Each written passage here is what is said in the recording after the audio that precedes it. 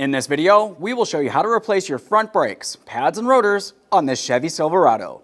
This will be located behind your front wheel. Let's get into it. Okay friend, let's get started on our job. The first thing we need to do is safely raise and support the front of the vehicle so the wheel's off the ground. Once you've done so, continue on to removing your center cover if you have one with a 22mm socket.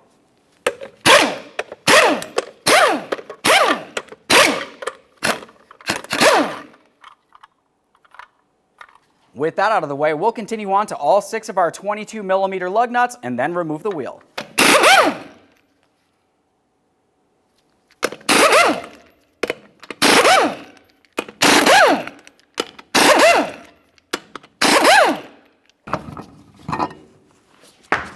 Now that we have the wheel off, let's pay attention on the caliper at the bleeder screw itself. For this, we'll be using a 10mm. Turn this counterclockwise just enough till you see a steady trickle of fluid coming out of this area. Once you've done so, you want to make sure you have a collection bucket handy. We are going to push back the caliper piston.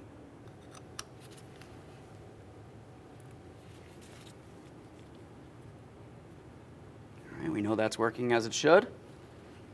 To push back the caliper piston, you can use a small pry bar. Make your way in between the caliper and the rotor and gently start prying slowly. You'll see fluid making its way out of that caliper.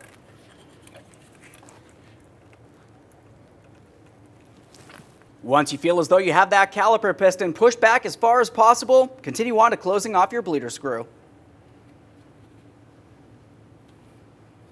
Let's remove our apparatus. Set this aside. Now that we've completed that, we can start removing the caliper from the bracket. To do that, you'll find that you have 2 T55 torque screws holding the caliper in place. We'll remove those. A quick inspection of that, we'll slide it back in there temporarily. Let's get these out of here. A quick inspection of each of these. If it looks like they're rotted and damaged in any way, it's a good idea to go ahead and replace them. We'll clean these down, give them a close inspection, and set them aside. Take hold of the caliper and carefully remove it from the area. Now, once you have that out of place, the next thing that we need to do is continue on by pressing in the pistons as far as we can and inspecting for fluid. If you see any fluid coming out from around these boots, that means that the seal internally on the caliper is bad and you have to replace the caliper. Of course, since we're pushing back those pistons, we'll make sure that we do open up the bleeder screw. We do not want to force any fluid the wrong way through the braking system.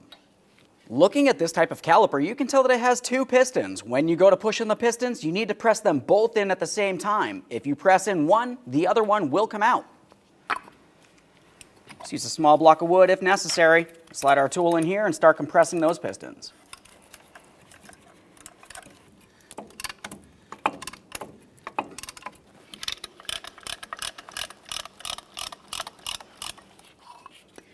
All right, I've got no fluid here. This caliper looks okay. We'll just set this aside, putting no pressure on our flex hose, making sure that we do close that bleeder screw first. Now we can get the brake pads out of here. Ours are frozen in place.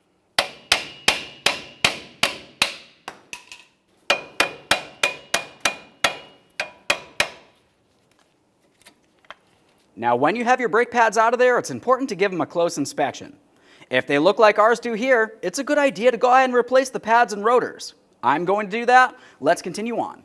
With the pads removed, we'll continue on with removing the bracket. To remove the bracket from the steering knuckle, you'll find that you have 2 18mm headed mounting bolts.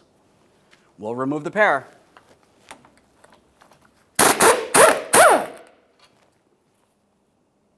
Quick inspection of that hardware. Start the first one back in, just a couple threads. Continue on to removing the final mounting bolt. We'll hold the bracket just in case here.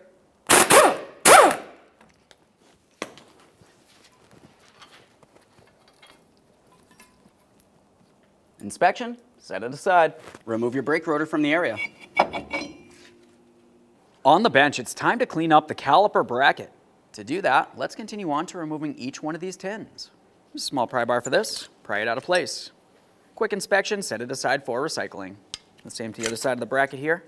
At this point, we're going to have to clean out each one of our 2 caliper slider ports. Those go into the caliper bracket. Commonly, when you're doing something like this, you would remove the caliper slider boot. On this application, you actually damage the caliper slider boot when you remove it. So we're going to continue on with a dry bore brush and try to clean out as much of the debris as possible.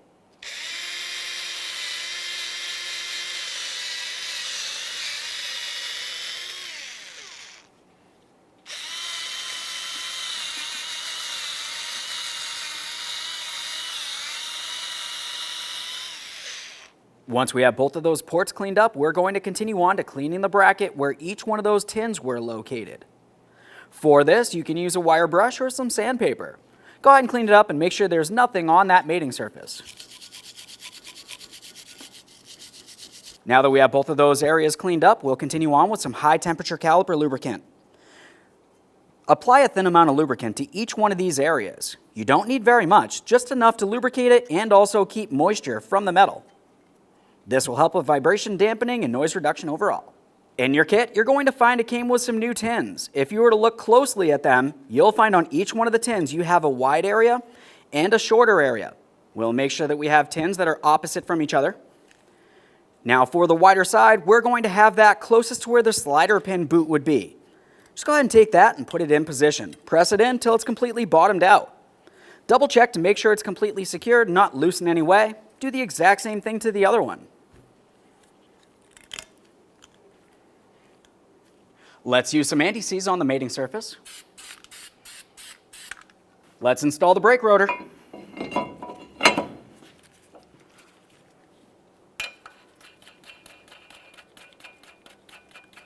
We'll hold that in place with one of our lug nuts.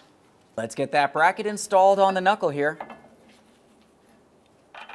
Start in each one of your 2 caliper bracket bolts, snug them up, and torque those to 129 foot-pounds.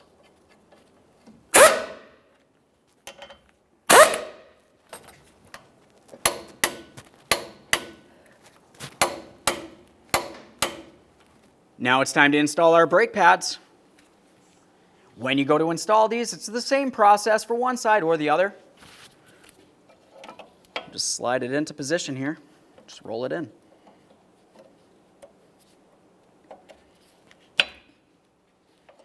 Make sure once it is in place, it can move around. If your brake pads have to be hammered into position, you're going to have a braking issue. There we are. With the pads in place, let's pay attention at that caliper one more time here. We're going to apply a thin amount of high temperature caliper lubricant to each one of our 2 caliper pistons. Once you've lubricated those, make your way to each of these 3 ears. We're only lubricating the areas that touch up against the brake pads.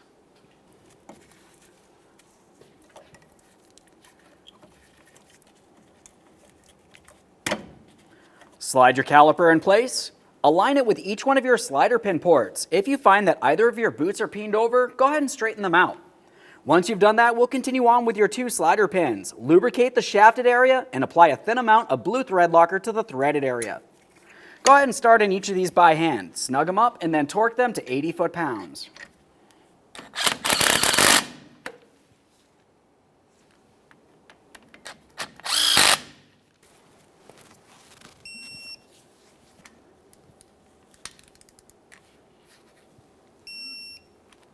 At this point, make your way up inside the passenger compartment, pump up the brake pedal till it's firm. Back out here, we'll open up the bleeder screw, wait until we see a steady trickle of fluid coming out with no air bubbles. Once you've done that, it's always a good idea to make sure that you bleed out those brakes. Okay, this is looking pretty good. Now to manually bleed your brakes, it's easiest having a second person. First of all, we want to make sure that the master cylinder is full of brake fluid. Secondly, we'll make sure we have a collection receptacle and the proper wrench. The second person is going to be inside of the passenger compartment. They're going to pump up the brake pedal till it's nice and firm approximately 3 times and hold it. When they're holding it, they'll let me know. I'm going to open up the bleeder screw here and we're going to be paying attention to the fluid coming out.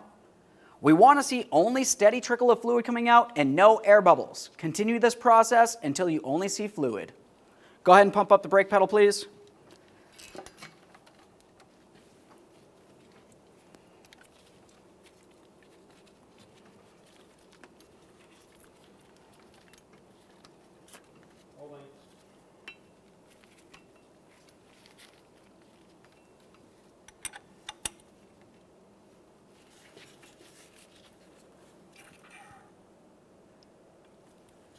Go ahead and pump.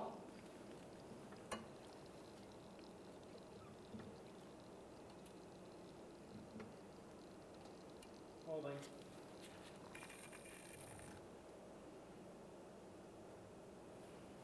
Go ahead and pump.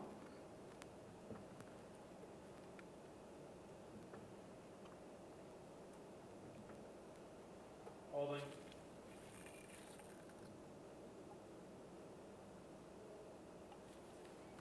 Go ahead and pump.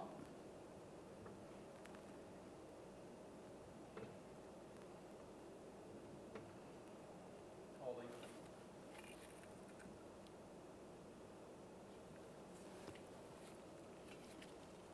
You can release. Okay, that was several times in a row that we bled the brakes and we had no air coming from the system. At this point, I feel confident that we have only fluid inside of the braking system. Go ahead and remove your wrench and clean your mess. One last quick inspection while we're in this area and we can reinstall the wheel.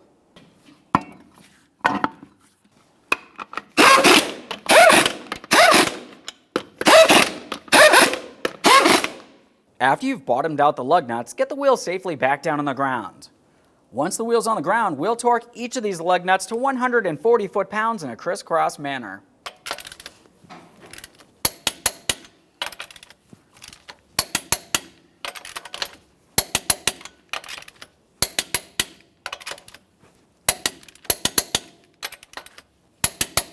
If you have a center cover, install that now.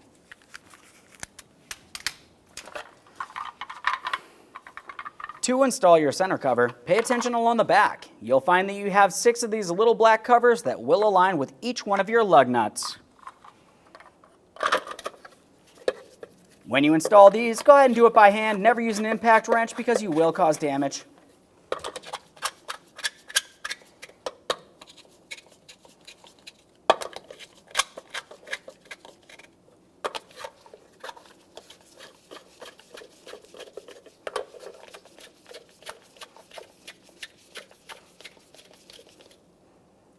Under the hood, we're looking for the master cylinder along the driver's side. We'll give the area along the cap a quick wipe. Remove the cap. Along the top, you'll see exactly what type of fluid to use. Dot 3. Bring this right up to the maximum line. You can see it along the side there. Close the lid. Make sure it's nice and tight. Okay, friend, we finished one side of the brakes. The process for one side of the vehicle is the exact same thing as the other. After that, just make sure you pump up the brake pedal and take it for a road test. Thanks for watching. When only the best will do, demand TRQ. The only company that lets you view before you do. TRQ is committed to offering the highest quality aftermarket auto parts that are engineered for peace of mind. Thanks for using and viewing with TRQ.